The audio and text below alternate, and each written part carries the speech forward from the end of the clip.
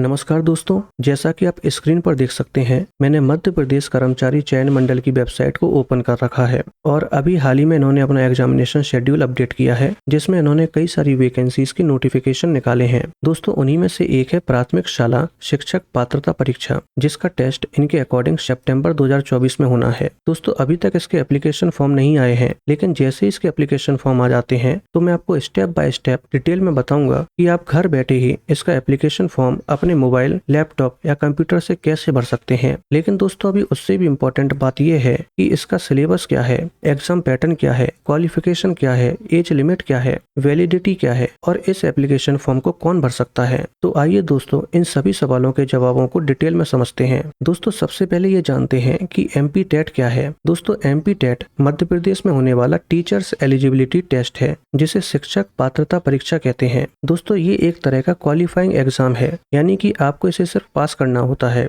लेकिन इसका मतलब ये नहीं कि अगर आप इसे पास कर लेते हैं तो आप गवर्नमेंट टीचर बन जाएंगे। इसके बाद एक और एग्जाम होगा, जिसे सिलेक्शन एग्जामिनेशन या फिर चयन परीक्षा कहते हैं। जब आप उसे पास कर लेंगे तब कहीं जाके आप एक गवर्नमेंट टीचर बन पाएंगे। दोस्तों, आप इसे कुछ इस तरीके से समझ सकते हैं, जैसे एमपीपीएससी का प्री होता है, जैसे यूपीएससी का प्री होता है, कुछ इसी तरह से ये भी एक प्री एग्जामिनेशन है। अगर आप एमपी टेट क्वालिफाई कर लेते हैं तो आप मेंस एग्जाम में बैठने के काबिल हो जाएंगे। दोस्तों, आइए अब जानते हैं कि ये एप्लीकेशन फॉर्म कौन भर सकता है, क्योंकि यहाँ से आपके लगभग सारे डाउट क्लियर हो जाएंगे। दोस्तों, सबसे पहले तो आप ये जानिए कि 11 अगस्त 2023 को सुप्रीम कोर्ट का एक आदेश आया था, जिसके अकॉर्डिंग जिस किसी ने भी बीएड की है, अब वो प्राइमरी का टीचर नहीं बन सकता। यानी कि अगर आपका बीएड कंप्लीट हो चुका है या फिर आप अभी बीएड कर रहे हैं तो आप प्राइमरी के टीचर नहीं बन सकते, लेकिन आप मिडिल क्लासेस के टीचर या फिर हायर सेकेंडरी क्लासेस के टीचर बन सकते हैं। मिडिल क्लास यानी कि कक्षा 6 से लेकर कक्षा 8 के टीचर आप बन सकते हैं, या फिर कक्षा 9 से लेकर कक्षा 12 तक के टीचर आप बन सकते हैं। दोस्तों, ये तो था बीएड का फंडा, जो आपको मुझे लगता है क्लियर हो गया होगा। अब आते हैं ये डीएड और डीएलएड क्या है। दोस्तों, सबसे पहले तो आप ये जानिए कि डीएड और डीएलएड ये दोनों ही डिप्लोमा कोर्सेस हैं, दोनों ही 2 साल के कोर्सेस हैं और दोनों ही प्राइमरी लेवल के कोर्सेस हैं, जिसमें डीएड नर्सरी पर ज्यादा फोकस करता है और डीएलएड प्राइमरी पर ज्यादा फोकस करता है। दोस्तों, अगर आपका डीएलएड कंप्लीट है या अगर आप डीएलएड कर रहे हैं तो आप प्राइमरी लेवल के टीचर बन सकते हैं, स्टेट गवर्नमेंट में भी और सेंट्रल गवर्नमेंट में भी। इसके अलावा उत्तर प्रदेश में प्राइमरी लेवल का टीचर बनने के लिए आपका यूपी टेट क्वालिफाई होना चाहिए और साथ में एक डिप्लोमा होता है 2 साल का बीटीसी, वो भी आपका कंप्लीट होना चाहिए। लेकिन अगर आपका डीएलएड कंप्लीट है तो भी आप यूपी टेट क्वालिफाई करके उत्तर प्रदेश सरकार में प्राइमरी टीचर बन सकते हैं। तो दोस्तों, आप समझ गए होंगे, हर मामले में डीएलएड डीएड से ज्यादा बेहतर है। तो अगर आप प्लान कर रहे हैं डीएलएड या डीएड करने की तो डीएलएड ही करिए। आइए दोस्तों, अब जानते हैं एमपी टेट में प्राइमरी लेवल के लिए जो नोटिफिकेशन आया है उसके लिए आपकी क्वालिफिकेशन क्या होनी चाहिए। सबसे पहले तो आपका ग्रेजुएशन कंप्लीट होना चाहिए और ग्रेजुएशन में आपकी 50% मार्क्स होने चाहिए और साथ में आपका बीएड कंप्लीट होना चाहिए, या फिर आपका ग्रेजुएशन होना चाहिए और साथ में डीएलएड होना चाहिए, या फिर आपका 12th होना चाहिए और साथ में बीएलएड होना चाहिए।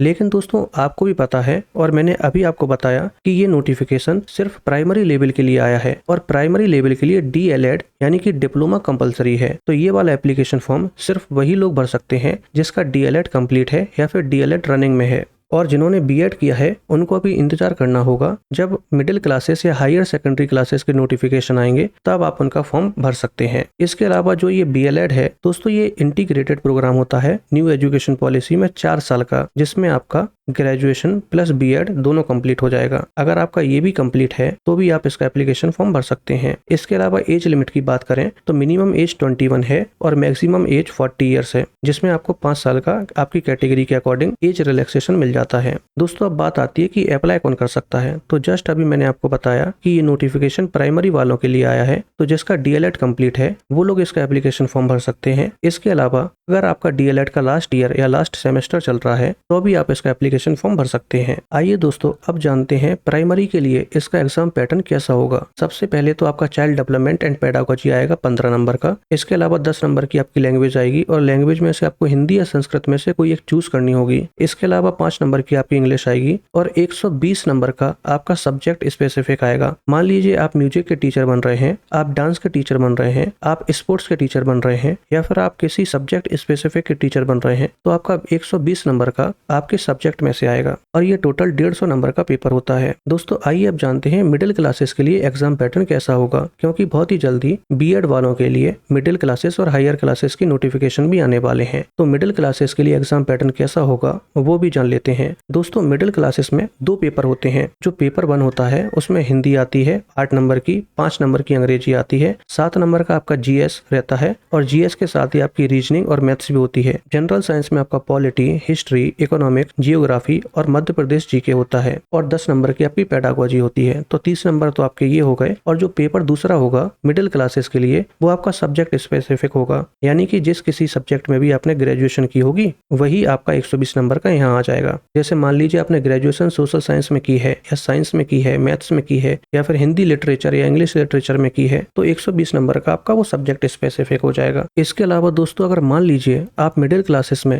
यानी कि कक्षा 6 से कक्षा 8 के लिए अगर आप म्यूजिक टीचर, डांस टीचर या स्पोर्ट्स टीचर बनते हैं तो एग्जाम पैटर्न क्या होगा। तो 15 नंबर का आपका चाइल्ड डेवलपमेंट एंड पेडागोजी होगा, 10 नंबर की आपकी लैंग्वेज होगी और लैंग्वेज में से आपको हिंदी या संस्कृत में से कोई एक चूज करनी होगी। इसके अलावा 5 नंबर की आपकी इंग्लिश होगी और 120 नंबर का आपका वही सब्जेक्ट स्पेसिफिक होगा। यानी कि मान लीजिए अगर आप म्यूजिक के टीचर बन रहे हैं तो 120 नंबर का आपका म्यूजिक एकेडमिक्स में से आएगा। आइए दोस्तों अब जानते हैं हायर सेकेंडरी क्लासेस यानी कि कक्षा 9 से लेकर कक्षा 12 के लिए एग्जाम पैटर्न क्या होगा। तो इसमें भी पेपर 1 और पेपर 2 2 पेपर होते हैं। पेपर 1 में आपका सामान्य हिंदी 8 नंबर का होगा, सामान्य अंग्रेजी 5 नंबर का होगा, जीएस 7 नंबर का होगा जिसमें MP GK, history, polity, economics, geography, maths और रीजनिंग होगा। इसके साथ ही 10 नंबर की आपकी पेडागोजी होगी। तो 30 नंबर आपके ये हो गए। इसके अलावा पेपर 2 में आपका 120 नंबर का होगा जो आपका सब्जेक्ट स्पेसिफिक होगा, यानी कि जिस भी सब्जेक्ट से आपने पोस्ट ग्रेजुएशन की होगी। मान लीजिए आपने हिस्ट्री से पोस्ट ग्रेजुएशन की है तो 120 नंबर का आपका हिस्ट्री से आएगा। एग्जाम पैटर्न से रिलेटेड कुछ इंपॉर्टेंट बातों को और समझ लेते हैं।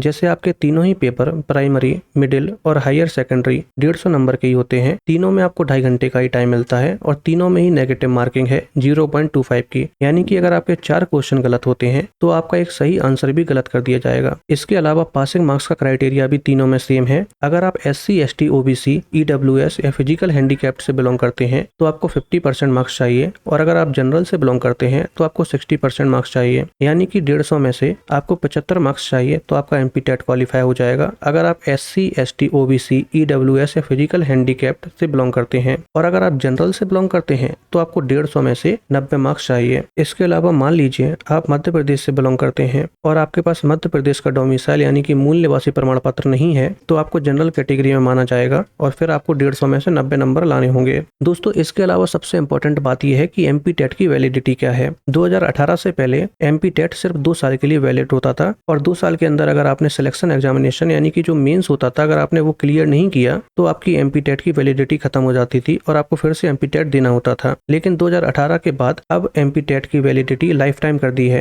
यानी कि अगर आपने अभी MP टेट क्वालिफाई कर लिया तो लाइफ टाइम के लिए वैलिड है। अब आपको फिर से MP टेट नहीं देना होगा, आपको सिर्फ सिलेक्शन एग्जामिनेशन यानी कि मेंस एग्जामिनेशन देना होगा। तो दोस्तों ये आपके पास बहुत अच्छा मौका है। सितंबर में जो एग्जाम होना है अगर आपने इसको क्वालिफाई कर लिया तो बार बार आपको MP टेट देने की जरूरत नहीं पड़ेगी, आपको सिर्फ मेंस एग्जाम देना होगा। दोस्तों अब बात आती है कि MP टेट का सिलेबस क्या है। अगर आप MP टेट का सिलेबस जानना चाहते हैं तो आप कमेंट में सिलेबस टाइप कर दीजिए, मैं इस पर भी वीडियो बना दूंगा। और अगर आपको ये वीडियो पसंद आई हो तो वीडियो को लाइक करके चैनल को सब्सक्राइब कर लीजिए।